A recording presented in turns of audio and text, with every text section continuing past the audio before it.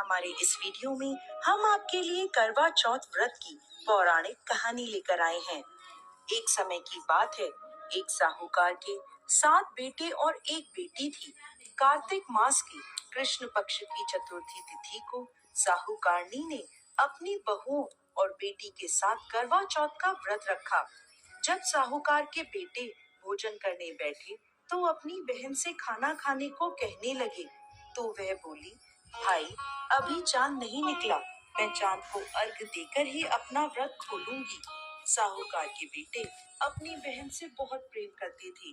वो उसे भूख से व्याकुल नहीं देख पाए। उन्होंने नगर के पास की एक पहाड़ी पर दीपक जलाकर चलने की ओट में रख दिया और बहन से बोले, देखो बहन, चांद निकल आया, अब तुम अपना व्रत खोल सकती हो।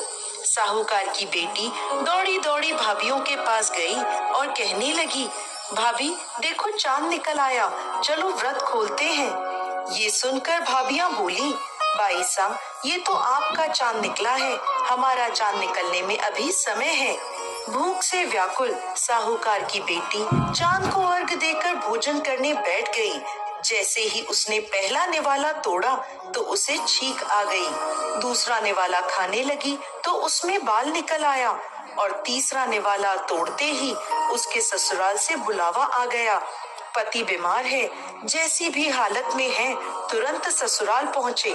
माँ बेटी को विदा करने के लिए जब बक्से में से कपड़े निकालती है तो बार बार काले और सफेद रंग के कपड़े निकलते हैं। वो घबराकर अपनी बेटी से बोली, बेटा, रास्ते में जो कोई भी छोटा बड़ा मिले सबके पैर छूती जाना, और जो कोई भी तुझे बूढ़ सुहागन होने का आशीर्वाद दे वही अपने पल्ले में गांठ बांध लेना। बेटी बोली, ठीक है माँ, और वह अपने ससुराल की ओर चल दी। रास्ते में जो भी उसे मिला वो सबके पांव छूती गई। सबने सुखी रहो, खुश रहो, पीहर का सुख देखो, ऐसा आशीर्वाद दिया। देखते ही देखते वो अपने ससुराल पहुंच गई। ससुराल के आंगन में छोटी ननद खेल रही थी। जब उसके पास गई तो उसने आशीर्वाद दिया, सदा सौभाग्यवती रहो, पुत्रवती हो।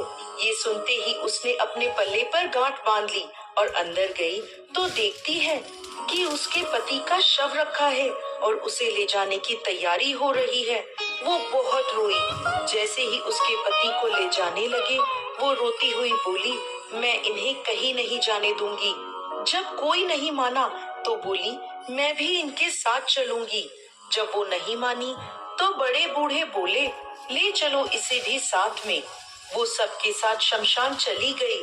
अंतिम संस्कार का समय हुआ तो बोली, मैं इन्हें नहीं जलाने दूंगी। सभी लोग नाराज हुए और बोले, पहले तो अपने पति को खा गई, अब उसकी मिट्टी भी खराब कर रही है। लेकिन उसने किसी की नहीं सुनी और अपने पति को लेकर बैठ गई। परिवार के बड़ों ने निर्णय लिया कि इसे यहीं रहने दो, एक झोपड़ी डलवा दो। वो उस झोपड़ी में अपने पति को लेकर रहने लगी। पति की साफ सफाई करती और उसके पास बैठी रहती। दिन में 2 बार उसकी छोटी ननद खाना देने आती।